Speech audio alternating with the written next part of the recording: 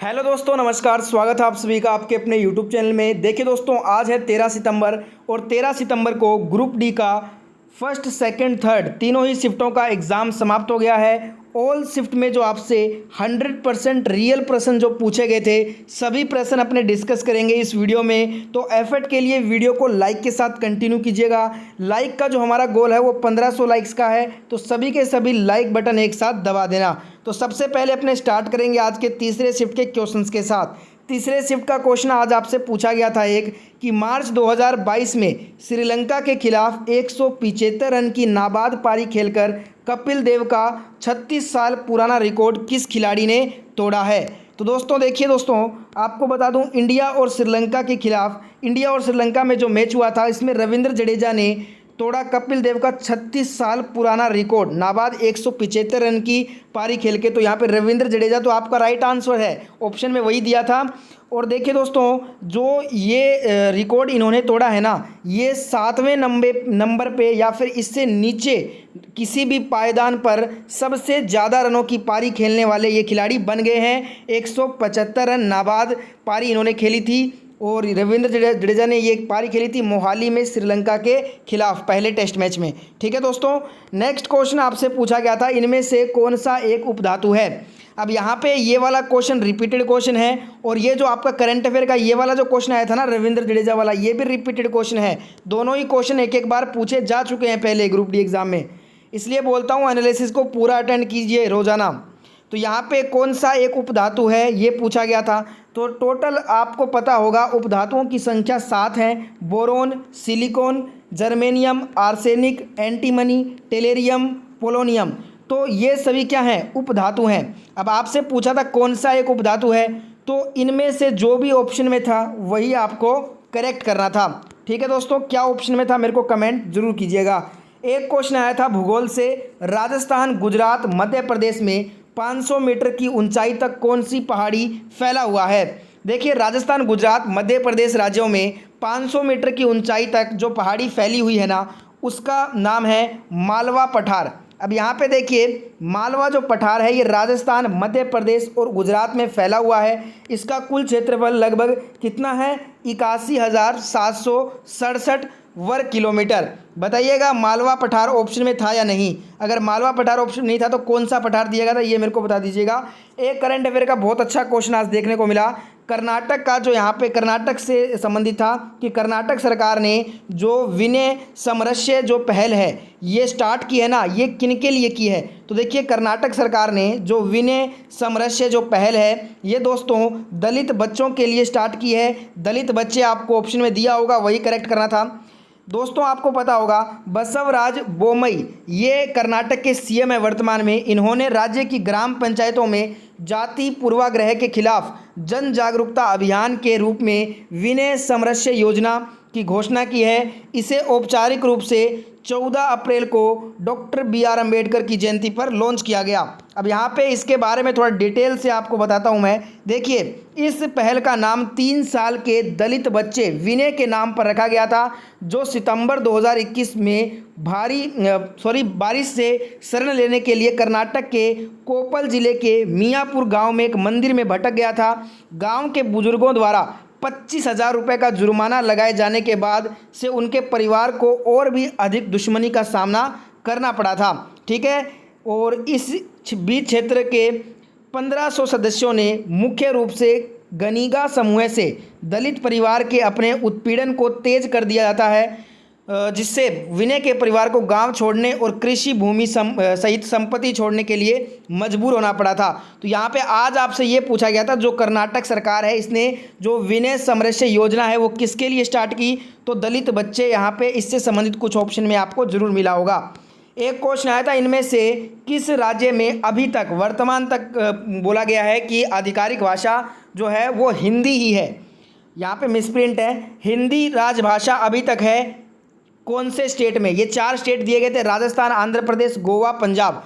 तो easy question था, क्योंकि आपको पता होगा राजस्थान एक यहाँ पे जो है ना हिंदी ही बोली जाती है सर्वाधिक, और आंध्र प्रदेश, गोवा, पंजाब यहाँ पे हिंदी बोली जाती है, पर ये आधिकारिक भाषा नहीं है यहाँ पे। तो राजस्थान आपको करेक्ट करना था इसमें। एक क्वेश्चन आया था गर्भ निरोध का सबसे आसान तरीका क्या होगा। ये ऑप्शंस आपको दिए गए थे स्क्रीन पे, आप चारों ऑप्शन पढ़ लीजिए। इनमें से आपको सबसे आसान तरीका बताना था गर्भ निरोध का। अब ये वाला क्वेश्चन भी रिपीटेड है, पर ऑप्शन के अकॉर्डिंग आपको आंसर करना है। क्या आंसर किया है मेरे को एक बार कमेंट में जरूर मेंशन कीजिएगा। एक क्वेश्चन आया था करंट अफेयर का, एयर इंडिया के चेयरमैन कौन बनाए गए हैं। अब यहाँ पे डिपेंड करता है दोस्तों, अगर वर्तमान पूछा है ना एयर इंडिया का, तो हो जाएगा कैंपबेल विल्सन को जो चेयरमैन बनाया गया एयर इंडिया का नया। और अगर आपसे पूछा गया है मार्च का, कि मार्च 2022 तक एयर इंडिया के चेयरमैन कौन थे, तो ये थे टाटा सन्स के प्रमुख एन चंद्रशेखरन थे। मार्च 2022 तक ये एयर इंडिया के चेयरमैन थे। और वर्तमान में कौन है, कैंपबेल विल्सन है। बताइएगा कौन सा विकल्प था आपके ऑप्शन में, कैंपबेल विल्सन था या एन चंद्रशेखरन था। एक क्वेश्चन आया था कि यहाँ पे क्वेश्चन में पूछा था संविधान का कौन सा अनुच्छेद, यहाँ पे लोकसभा नहीं दिया हुआ था, सीधा आपसे पूछा गया था कि संविधान का कौन सा अनुच्छेद जो है ना सांसद के सदस्य बनने के लिए योग्यता को परिभाषित करता है। यानी कि जो सांसद का सदस्य बनना है ना, उसकी योग्यता को कौन सा आर्टिकल परिभाषित करता है, तो ये करता है आर्टिकल 84 अनुच्छेद 84। अब देखिए दोस्तों, इसमें क्या दिया गया है, संसद के सदस्य बनने की योग्यता वर्णन किया गया इसमें, जिसमें राष्ट्रपति, लोकसभा और राज्यसभा शामिल हैं। संसद के किसी भी सदन का सदस्य बनने की जो योग्यता है ना, क्या क्या होती है, वह भारत का नागरिक होना चाहिए, उसे पुष्टि की शपथ बनानी और सदस्यता लेनी चाहिए, उसे लोकसभा के मामले में जो है ना 25 वर्ष से कम होना चाहिए, और राज्यसभा के मामले में 30 वर्ष से कम नहीं होना चाहिए। यानी कि ये मिनिमम एज रिक्वायरमेंट है यहाँ पे, ठीक है। और उसके पास संसद द्वारा निर्धारित अन्य योग्यताएं भी होनी चाहिए। और आज आपसे आर्टिकल पूछा था संसद की योग्यता का, तो आर्टिकल 84 हो जाएगा आपका आंसर।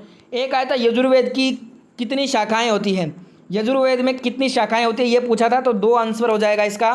कौन कौन सी 2 शाखाएं हैं यजुर्वेद में, एक है शुक्ल यजुर्वेद, एक है कृष्ण यजुर्वेद, ठीक है दोस्तों। और इससे ही मिलता जुलता एक और क्वेश्चन आता है एग्जाम में, आयुर्वेद में कुल कितनी शाखाएं होती हैं। ये अगर आपसे पूछ लिया आने वाले शिफ्टों में, तो आप कहोगे 8 शाखाएं होती हैं आयुर्वेद में। वीडियो को लाइक अवश्य करें, साथ में शेयर करें, और ग्रुप डी की एनालिसिस रोजाना फॉलो करने के लिए चैनल को सब्सक्राइब करके बेल आइकन को भी ऑन कर लीजिए। एक क्वेश्चन पूछा था चंद्र पूर्णिमा के दिन किस धर्म का त्यौहार मनाया जाता है। तो देखिए यहाँ पे आपको बता दूँ, हिंदू धर्म में ना भगवान बुद्ध को विष्णु जी का अवतार माना गया, ये आपको पता होगा। तो चंद्र पूर्णिमा के दिन जो है ना बुद्ध पूर्णिमा मनाया जाता है, जो कि बौद्ध धर्मों के लोगों के द्वारा मनाया जाता है। तो ऑप्शन में बौद्ध धर्म दिया गया था, वही आपको करेक्ट कर लेना था, ठीक है। जो बुद्ध पूर्णिमा है ना, वो किस धर्म के लोग पर्व के रूप में मनाते हैं, बौद्ध धर्म के लोग। और बौद्ध धर्म यहाँ पे इस वाले क्वेश्चन में ऑप्शन में भी दिया गया था। एक क्वेश्चन ये पूछा गया था, इनमें से जो है ना क्वेश्चन पूरा ये था दोस्तों, इनमें से किसका जो है ना पीएच मान शुद्ध जल के पीएच मान से भी कम होगा। अब ऑप्शन पूरे नहीं मिले हैं, 2 ही ऑप्शन मिल पाए हैं, सोडियम हाइड्रोक्साइड, जठर रस। 2 और ऑप्शन क्या थे, जिनको याद है कमेंट जरूर कीजिएगा। क्वेश्चन सुन लीजिए एक बार, क्वेश्चन ये था, इनमें से किसका पीएच मान शुद्ध जल के पीएच मान से भी कम होगा। जिनको ये पूरा क्वेश्चन का ऑप्शन पता है कमेंट जरूर करना। एक यहाँ पे रीजनिंग का क्वेश्चन था, 11 मार्च 2016 को कौन सा दिन होगा, रीजनिंग का सवाल था, तो शुक्रवार होगा इस दिन, ठीक है। एक क्वेश्चन आया था ग्राम पंचायत और ग्राम परिषद के लिए कौन सी योजना चलाई गई। तो दोस्तों हमारी योजना, हमारा विकास योजना, ये चलाई गई ग्राम पंचायत और ग्राम परिषद के लिए वर्ष 2015-16 में, ठीक है दोस्तों। नेक्स्ट एक क्वेश्चन पूछा गया था आपसे, चुंबक से रिलेटेड क्वेश्चन था, जो कि हर शिफ्ट में आ रहा है। विद्युत चुंबकीय की तीव्रता किस तरह से हम बढ़ा सकते हैं। ऑप्शंस नहीं पता है मेरे को क्या क्या ऑप्शन दिए थे। वैसे आपको बता दूं, जो घुमावों की जो टर्न की संख्या है ना, टर्न की संख्या को बढ़ाकर हम इसमें वृद्धि कर सकते हैं। करंट बढ़ाकर भी विद्युत चुंबकीय तीव्रता को बढ़ाया जा सकता है। वैसे आप बताइएगा इसमें क्या क्या विकल्प दिए गए थे। टेस्ला जो है ना, वो चुंबकीय क्षेत्र की तीव्रता का मात्रक होता है। एक क्वेश्चन था महावीर संग्रहालय किस राज्य में स्थापित किया गया है। महावीर संग्रहालय ये आपका कडप्पा आंध्र प्रदेश में है। बताइएगा कडप्पा आंध्र प्रदेश ऑप्शन में था या नहीं। नहीं तो आपको ऑप्शन में राजस्थान भी मिल सकता है, क्योंकि राजस्थान में भी महावीर संग्रहालय एक है, ठीक है दोस्तों। एक क्वेश्चन था कि पंचायतों को आर्थिक विकास के लिए कौन सा पुरस्कार दिया जाता है। इसका विकल्प क्या दिया था दोस्तों, जिनको याद है कमेंट करके जरूर बताना। थर्ड शिफ्ट में एग्जैक्ट क्वेश्चन नहीं मिल पाते हैं। जिंक ऑक्साइड को ऑक्सीजन के साथ क्रिया करने पर कैसा धातु बनेगा, इस प्रकार से कुछ क्वेश्चन था। एकता की बजट 2022-23 के अनुसार भारत का अनुमानित ग्रोथ कितना रहा। यहाँ पे ऑप्शन दिए गए थे 9.1, 9.2, 9.4, 9.6, तो आपको 9.6 यहाँ पे करेक्ट कर लेना था। ठीक है, नेक्स्ट एक क्वेश्चन आया था दोस्तों, कचरे के डिब्बे में किस प्रकार का जो अपशिष्ट पदार्थ है वो नहीं डालना चाहिए। कूड़ेदान का डिब्बा होता है, डस्टबिन जिसे बोलते हैं, उसमें कौन सा अपशिष्ट पदार्थ नहीं डालना चाहिए। ऑप्शन था लकड़ी, बर्तन, प्लास्टिक। एक और ऑप्शन क्या दिया था, जिनको याद है कमेंट कीजिएगा, और इसका आंसर आपने क्या किया है वो भी मेंशन करना कमेंट में मेरे को। एक क्वेश्चन था किस तत्व में द्विकार्बनिक होता है। तो अगर ऑप्शन में इथाइलिन दिया होगा तो ये करेक्ट हो जाएगा। इथाइलिन में क्या है, द्विआबंध होता है, क्योंकि इसमें 2 कार्बन परमाणु होते हैं जो एक दूसरे से द्विआबंध से जुड़े होते हैं। इसका रासायनिक सूत्र C2H4 है। कार्बनिक हाइड्रोकार्बन यौगिक जो मानक तापमान की स्थिति में रंगहीन और गंधहीन होता है। तो यहाँ पे इथाइलिन ऑप्शन में होगा तो ये करेक्ट हो जाएगा। एक सवाल आया था, कौन से विद्युत उपकरण में विद्युत प्रवाहित करने पर ऊष्मा उत्पन्न होती है। अब देखिए दोस्तों, विद्युत हीटर अगर ऑप्शन में था ना तो वो आपका करेक्ट हो जाएगा, क्योंकि जब हीटर के कॉइल या फिलामेंट से विद्युत धारा प्रवाहित कराया जाता है तो यह गर्म होकर ऊष्मा में उत्सर्जित करता है। बताना दोस्तों, यहाँ पे उपकरण जो पूछा था वो कौन कौन से उपकरण आपको दिए गए थे इसमें। एक सवाल आपका अवतल दर्पण से था कि अवतल दर्पण से परावर्तन के बाद मुख्य अक्ष के समानांतर एक किरण मुख्य फोकस से होकर गुजरती है। पूरा सवाल एग्जैक्ट नहीं मिल पाया। अगर ये पूछा था कि अवतल दर्पण से परावर्तन के बाद मुख्य अक्ष के समानांतर जो किरण है वो कहाँ से होकर गुजरती है, तो आपका आंसर हो जाएगा मुख्य फोकस से होकर गुजरती है। दोस्तों देखिए, ग्रुप डी एग्ज़ाम 2022 के लिए आंदोलन, समाज और पार्टी के संस्थापक से यह जो 35 प्रश्न जो अभी तक पूछे गए हैं ये बार बार शिफ्टों में रिपीट हो रहे हैं। परीक्षा देने से पहले ये पूरा वीडियो ज़रूर देख कर जाइए, क्योंकि यहाँ से आपके एग्ज़ाम में डेफिनेटली क्वेश्चन रिपीट होगा। इस वीडियो का लिंक डिस्क्रिप्शन में ऊपर मिल जाएगा, चेकआउट जरूर कीजिएगा। एक सवाल आया था, भारतीय संविधान के अनुच्छेद 19 में निम्नलिखित में से कौन सा अधिकार शामिल है। तो यहाँ पे जो ऑप्शन सी है ना, ये आपका अनुच्छेद 19 में जो है शामिल है। वाक और अभिव्यक्ति की स्वतंत्रता का जो अधिकार है ये अनुच्छेद 19 में दिया है, तो ऑप्शन सी आपका करेक्ट हो जाता। एक आया था, कौन सा कथन फंडामेंटल राइट से संबंधित है। जो मौलिक अधिकार है हमारे 6, उनसे संबंधित कोई कथन दिया गया था, जिनको याद है कमेंट कर देना। एक कॉपर सल्फेट और जिंक की रिएक्शन से क्या बनेगा, इस प्रकार से कुछ क्वेश्चन था। एक निम्न में से कौन सा फंक्शनल ग्रुप नहीं है, ये 4 विकल्प दिए थे। तो यहाँ पे मेरे हिसाब से जो करेक्ट होना चाहिए ऑप्शन डी होना चाहिए, C2H5। ठीक है दोस्तों, देखिए फ्रेंड, थर्ड शिफ्ट के क्वेश्चन कंप्लीट हो चुके हैं। अब अपने करेंगे आज के सेकंड शिफ्ट के क्वेश्चन। सेकंड शिफ्ट का फर्स्ट क्वेश्चन है, कॉमनवेल्थ गेम 2022 में भारत की महिला क्रिकेट कप्तान कौन थी। कॉमनवेल्थ गेम 2022 में भारत की महिला क्रिकेट कप्तान थी हरमनप्रीत कौर, तो ये करेक्ट आंसर था आपका। एक और कॉमनवेल्थ गेम से क्वेश्चन आया था आपका सेकंड शिफ्ट में कि 2022 का कॉमनवेल्थ गेम किस देश में आयोजित किया गया। ये आपका बर्मिंघम शहर इंग्लैंड देश में आयोजित हुआ था। इसमें भारत की रैंक 4th थी। भारत ने कुल 61 मेडल जीते, जिसमें 22 गोल्ड, 16 सिल्वर और 23 ब्रॉन्ज शामिल थे। एक सवाल पूछा गया था सेकंड शिफ्ट में, यंग बंगाल आंदोलन किसने भारत में आकर शुरू किया था। तो यंग बंगाल आंदोलन भारत में आकर हेनरी विलियम ने शुरू किया था, तो हेनरी विलियम आपका करेक्ट हो जाएगा। एक सवाल आया था सेकंड शिफ्ट में, भीमा नदी किस राज्य में बहती है। तो दोस्तों महाराष्ट्र, कर्नाटक व तेलंगाना तीनों राज्यों में भीमा नदी बहती है। आपके ऑप्शन में तीनों में से कौन सा राज्य दिया गया था आज, ये बताइएगा, जिनका भी सेकंड शिफ्ट में पेपर हुआ है। एक सवाल आया था, 4, 6, 8 ओम के प्रतिरोध को 9 वोल्ट की बैटरी के साथ समांतर क्रम में जोड़ा गया, तो धारा का मान बताइए। पहले तीनों को जोड़ दीजिए समांतर क्रम में, उसके बाद I बराबर V/R से करोगे तो 4.2 एम्पियर आपका आंसर निकल कर आएगा। एक क्वेश्चन आया था, प्रधानमंत्री राष्ट्रीय बाल पुरस्कार 2022 कितने को मिला है। प्रधानमंत्री राष्ट्रीय बाल पुरस्कार टोटल 2022 में 29 को मिला है, तो 29 आपका करेक्ट हो जाएगा। एक आया था, प्रथम पंचवर्षीय योजना कब शुरू हुई थी, या फिर इसका टाइम पीरियड पूछा गया था। तो प्रथम पंचवर्षीय योजना 1951 से 56 के बीच में थी, और इस योजना में मुख्य जो विशेष लक्ष्य रखा गया था, वो फोकस किया गया था इस योजना में, वो कृषि पे फोकस किया गया था। एक हंगर इंडेक्स 2021 से भारत का रैंक पूछा था, तो भारत का रैंक हंगर इंडेक्स 2021 में 101 है। एक क्वेश्चन आया था सेकंड शिफ्ट में, ऋग्वेद में कितने सूक्त हैं। तो 1028 सूक्त हैं। रिपीटेड सवाल है, 10 मंडल, 1028 सूक्त, और वर्तमान में 10,462 मंत्र हैं ऋग्वेद में। एक क्वेश्चन पूछा गया, 73वां 74वां संविधान संशोधन कब लागू हुआ। तो ये 24 अप्रैल 1993 को लागू हुआ था। और अगर आपसे पूछे 73वां अब जो अमेंडमेंट है ये कब हुआ था, तो ये आपका 1992 में हुआ था। एक सवाल आया था सेकंड शिफ्ट में, लेड नाइट्रेट को गर्म करने पे क्या बनता है, तो यहाँ पे लेड नाइट्रेट के प्रबल ताप के परिणाम स्वरूप भूरी गैस, नाइट्रोजन डाइऑक्साइड और लेड ऑक्साइड का पीला अवशेप निकलता है इसमें। तो यहाँ पे PbO और NO2 ये आपका जो है ना बनता है लेड नाइट्रेट और लेड नाइट्रेट को गर्म करने पे। एक क्वेश्चन आया था दोस्तों, इनमें से कौन सा पावर का फॉर्मूला नहीं है, तो I² इंटू R होता है, V² अपॉन R होता है, ठीक है, W/T भी होता है, V इंटू I भी होता है पावर का फॉर्मूला, पर एक विकल्प दिया था V/I, ये कोई भी फॉर्मूला नहीं है शक्ति का, तो यही आपका करेक्ट आंसर था।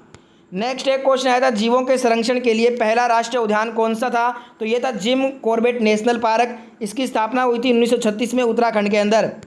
एक क्वेश्चन पूछा गया था सेकंड शिफ्ट में, भारत में 2011 की जनगणना के अनुसार कितने प्रतिशत लोग हिंदी बोलते हैं, 43.6% लोग हिंदी बोलते हैं जनगणना 2011 के अनुसार। भारत में सबसे अधिक हिंदी, दूसरे नंबर पे बंगाली, तीसरे नंबर पे मराठी बोली जाती है। एक सवाल पूछा गया था, बनास नदी किसकी सहायक नदी है, तो ये चंबल की सहायक नदी है, चंबल आपका करेक्ट आंसर था। एक क्वेश्चन पूछा था, फीफा वर्ल्ड कप 2026 जो वर्ल्ड कप है इसकी मेज़बानी कौन करेगा, अमेरिका, कनाडा और मैक्सिको, तीनों देश मिलकर फीफा विश्व कप 2026 की मेज़बानी करेंगे। 2026 का जो 2022 का जो फीफा वर्ल्ड कप खेला जाएगा इस साल, वो कतर देश में खेला जाएगा। एक क्वेश्चन आया था, पितरस का क्या कार्य होता है, तो देखिए दोस्तों, भोजन की वसा का पायसीकरण करता है पितरस, तो ये विकल्प दिया होगा आपको, भोजन की वसा का पायसीकरण करना, यही आपका करेक्ट आंसर था। एक क्वेश्चन पूछा गया था, आपतित किरण और निर्गत किरण के बीच बनने वाले कोण को क्या कहते हैं, तो इसे विचलन कोण कहा जाता है। एक क्वेश्चन पूछा था, जिंक ऑक्साइड कार्बन से विक्रिया करके क्या बनाएगा, देखिए जब यहाँ पे जिंक ऑक्साइड कार्बन से विक्रिया कर रहा है ना, तो क्या बन रहा है, जिंक और कार्बन डाइऑक्साइड गैस बन रही है। नेक्स्ट एक क्वेश्चन आया था, आसान क्वेश्चन, पानीपत का प्रथम युद्ध कब हुआ, 1526 में हुआ था, इब्राहिम लोदी और बाबर के बीच में, बाबर की जीत हुई थी। दूसरा हुआ था 1556 में, ये अकबर की सेना और हेमू के बीच में हुआ था, इसमें अकबर की सेना की जीत हुई थी। तीसरा और आखिरी हुआ था 1761 में, अहमद शाह अब्दाली और मराठों के बीच में, इसमें अहमद शाह अब्दाली की जीत हुई थी। जलवृद्ध देश क्या होता है, जलवृद्ध देश उसको बोलते हैं जिसकी सीमा स्थल देशों से जुड़ी होती हैं। एक क्वेश्चन आपका सेकंड शिफ्ट में पूछा था, निम्न में से किस में सहसंयोजक बंध नहीं होता है, विकल्प में स्टूडेंट ने बताया मेरे को MgCl2 दिया था, मैग्नीशियम क्लोराइड, तो इसमें सहसंयोजक बंध नहीं होता है और यही आपका करेक्ट आंसर था। एक क्वेश्चन आया था, दुर्बल अम्ल और प्रबल क्षार आपस में मिलते हैं तो विलयन का pH मान क्या होगा, अगर दुर्बल अम्ल मिल रहा है प्रबल क्षार के साथ तो विलयन का pH मान 7 से अधिक होगा। और अगर आपसे रेशो पूछा है ना कि प्रबल अम्ल और प्रबल क्षार को मिलाने पे क्या रेशो बनता है, तो 1:1 का रेशो बनता है, ठीक है। दोनों में से जो भी क्वेश्चन आया होगा बता दीजिएगा सेकंड शिफ्ट में जिनका एग्जाम था। एक यहाँ पे पूछा गया, NO + CO क्या बनेगा, NO और CO का अभिक्रिया कराएंगे तो नाइट्रोजन गैस और कार्बन डाइऑक्साइड गैस बनेगी। एक क्वेश्चन आया था, अवतल दर्पण में वस्तु कहाँ रखी जाए कि उसका प्रतिबिंब समान बने, वक्रता केंद्र पे अगर वस्तु को रखेंगे ना अवतल दर्पण में तो उसका प्रतिबिंब समान बनेगा। एक क्वेश्चन आया था दोस्तों, सिलिकॉन, स्कैंडियम और जर्मेनियम को क्रम में सजाना था, तो यहाँ पे सिलिकॉन हो जाएगा 21, स्कैंडियम हो जाएगा 28, फिर जर्मेनियम आएगा 32 के साथ, तो इस प्रकार से आपको इसको क्रम में सजाना था। एक क्वेश्चन पूछा था, अवतल दर्पण में प्रतिबिंब की स्थिति क्या होगी अगर फोकस दूरी 50 है और वस्तु की दूरी 25 है, यानी कि F का मान दिया है आपको, U का मान दिया है, V का मान निकालना है। सभी को इसका आंसर कमेंट करके बताना है जिनका भी सेकेंड शिफ्ट में पेपर था या फिर आगे जिनका एग्जाम है। एक क्वेश्चन आया था, धातु के ऑक्साइड की प्रकृति कैसी होती है, बार बार ये क्वेश्चन आ रहा है, क्षारीय होती है धातु के ऑक्साइड की प्रकृति। एक क्वेश्चन आया था, कोई प्रकाश अभिलंब पर चढ़ता है तो उस बिंदु को क्या कहते हैं, आपतन बिंदु बोलते हैं उसको। एक क्वेश्चन आया था, यदि किसी चालक में धारा प्रवाह यहाँ पे दिया है I1 I2 I3, चुंबकीय क्षेत्र कितना है, B1 B2 B3 के साथ है, तो यहाँ पे संबंध बताना था, तो C विकल्प सही है। यहाँ पे देखिए B1 = B2 = B3 हो जाएगा, ठीक है, तीनों बराबर होंगे। एक क्वेश्चन था, संवैधानिक उपचारों का अधिकार संविधान के किस आर्टिकल में है, अनुच्छेद 32 में है। एक क्वेश्चन आया था, एसिटिक अम्ल का pH मान पूरा 2.4 होता है एसिटिक अम्ल का pH मान। अब अपने करेंगे आज के फर्स्ट शिफ्ट के क्वेश्चन, थर्ड और सेकंड के क्वेश्चन कंप्लीट हो चुके हैं। फर्स्ट शिफ्ट का फर्स्ट क्वेश्चन आपके स्क्रीन पे, मछली संबंधित कोई गलत कथन दिया गया था, तो ऑप्शन में था दोहरा परिसंचरण तंत्र पाया जाता है मछली में, ये गलत कथन है, क्योंकि मछली में आपको पता होगा दोस्तों एकल परिसंचरण तंत्र पाया जाता है? तो ये आपका करेक्ट आंसर हो जाएगा। मछली में 2 चैम्बर होते हैं, सांस गलफड़ों से लेती है ये। दोहरा परिसंचरण किस में होता है? शरीर में एक बार आपूर्ति करने के लिए रक्त हृदय से 2 बार गुजरता है। उभयचर सरीसृप पक्षियों और स्तनधारियों में दोहरा परिसंचरण पाया जाता है। उभयचरों और सरीसृपों में उनके 3 कक्षीय हृदय के कारण अपूर्ण दोहरा परिसंचरण होता है। तो विकल्प में दिया था दोहरा परिसंचरण तंत्र पाया जाता है मछली में, जो कि गलत था, यही छांटना था आपको। एक क्वेश्चन आया था, किस पैरा एथलेटिक्स को पद्म भूषण 2022 में दिया गया? देवेंद्र झाझरिया को दिया गया। टोटल 2022 में पद्म भूषण 17 जनों को दिया गया है। एक आया था, आवर्त सारणी के 14वें ग्रुप में उपधातु बताना था। तो आवर्त सारणी के 14वें ग्रुप में 2 उपधातु है, सिलिकॉन जर्मेनियम, दोनों में से जो ऑप्शन में था वो करेक्ट करना था आपको। फर्स्ट शिफ्ट के क्वेश्चन है ये। एक क्वेश्चन आया था, विद्युत मोटर किस सिद्धांत पे कार्य करती है? धारा के चुंबकीय प्रभाव पे कार्य करती है और ये विद्युत ऊर्जा को यांत्रिक ऊर्जा में चेंज करती है। कल ये पूछा भी गया था और सिद्धांत वाला भी क्वेश्चन बार बार रिपीट हो रहा है ये विद्युत मोटर से। एक क्वेश्चन आया था, हमारे मौलिक अधिकारों के हनन होने पर किसकी सहायता हम ले सकते हैं? अगर हमारा मौलिक अधिकार का हनन हो रहा है ना, तो हम सुप्रीम कोर्ट की सहायता ले सकते हैं। इसी से मिलता जुलता एक और क्वेश्चन पूछा गया था फर्स्ट शिफ्ट में, मौलिक अधिकार हनन पर याचिका जो जारी करता है, कौन सी याचिका जारी करता है? तो रीट यहाँ पे जारी की जाती है। आर्टिकल 32 जो है ना, संवैधानिक उपचारों का अधिकार से संबंधित है। ठीक है, नेक्स्ट क्वेश्चन है, कोशिका की जो आत्मघाती थैली है वो किसे बोलते हैं? तो लाइसोसोम को कहा जाता है। लाइसोसोम आपका करेक्ट हो जाएगा।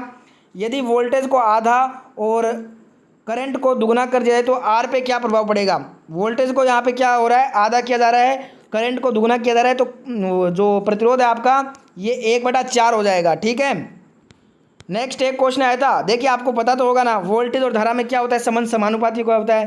ठीक है, तो यहाँ पे ये चीज़ आपको पता होनी चाहिए। ओम के नियम से लगातार क्वेश्चन आ रहे हैं। भटनागर पुरस्कार 2021 में कितने वैज्ञानिकों को दिया गया?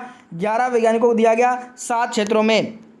नेक्स्ट क्वेश्चन पूछा गया था, विशु फेस्टिवल किस राज्य में मनाते हैं? केरल में मनाया जाता है नव वर्ष के उपलक्ष्य में।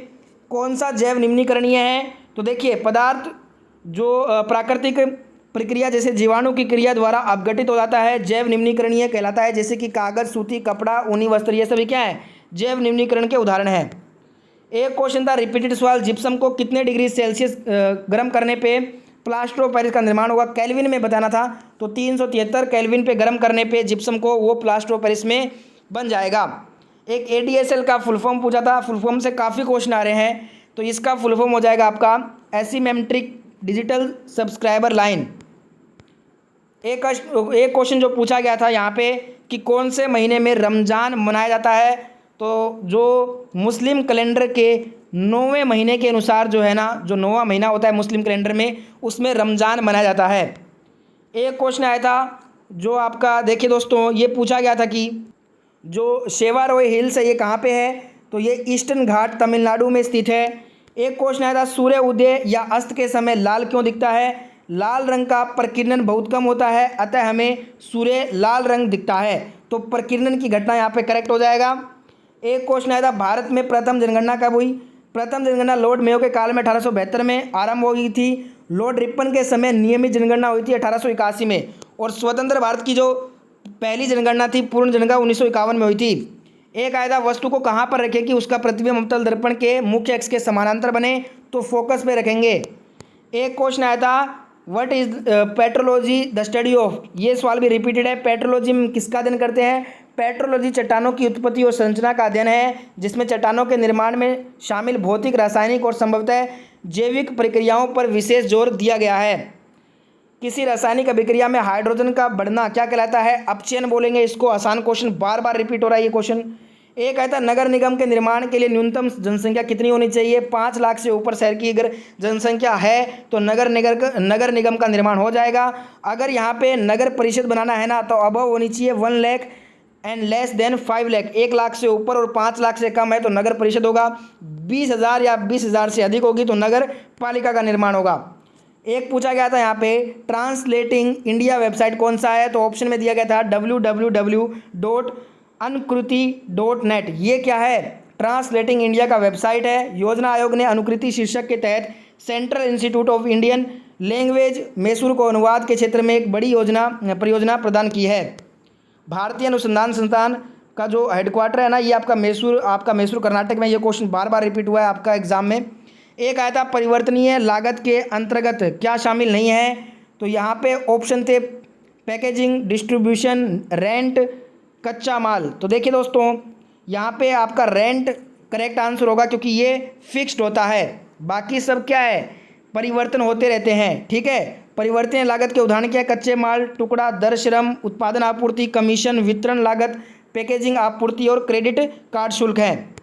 एक क्वेश्चन ये पूछा गया था दोस्तों कि वर्ल्ड एथलेटिक्स चैंपियनशिप में मेडल जीतने वाले नीरज चोपड़ा कौन से नंबर के भारतीय खिलाड़ी हैं, तो ये दूसरे भारतीय खिलाड़ी हैं। जुलाई 2022 में भारत के नीरज चोपड़ा ने यूजीन ओरेगोन में विश्व एथलेटिक्स चैंपियनशिप में 88.13 मीटर के सर्वश्रेष्ठ थ्रो के साथ पुरुषों की भाला फेंक फाइनल में सिल्वर मेडल जीता है।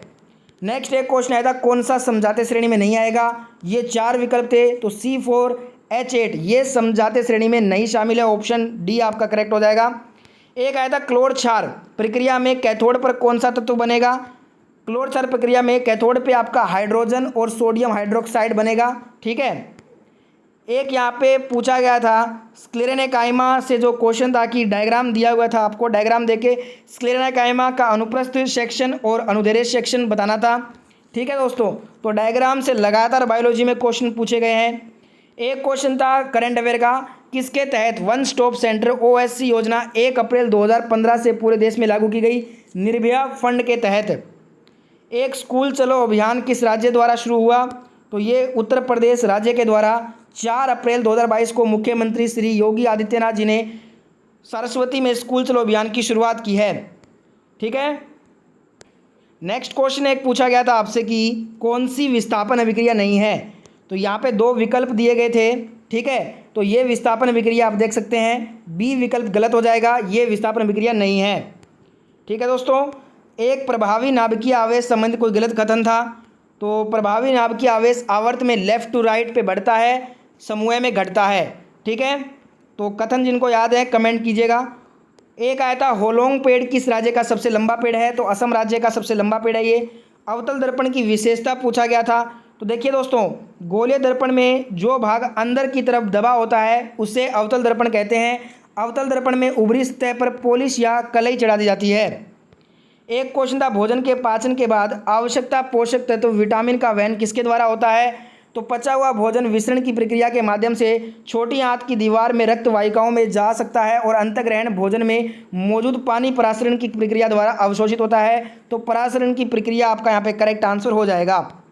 एक यहाँ पे विज्ञान के विद्यार्थी अपने मोहल्ले या गली में कचरे के समाधान के लिए क्या करेंगे, विकल्प क्या थे बताइएगा। तो दोस्तों ये थे आज के 13 सितंबर ऑल शिफ्ट के क्वेश्चन। आई होप ये वीडियो अच्छा लगा है, वीडियो अच्छा लगा है तो वीडियो को लाइक अवश्य करें। 1500 लाइक का गोल है, सभी के सभी लाइक बटन दबा दीजिए। कल का एनालिसिस भी ऐसे ही देखना चाहते हैं तो चैनल को सब्सक्राइब करके बेल आइकन हिट कर दीजिए और साथ में टेलीग्राम चैनल पे PDF फाइल मिल जाएगा, ज्वाइन कर लो।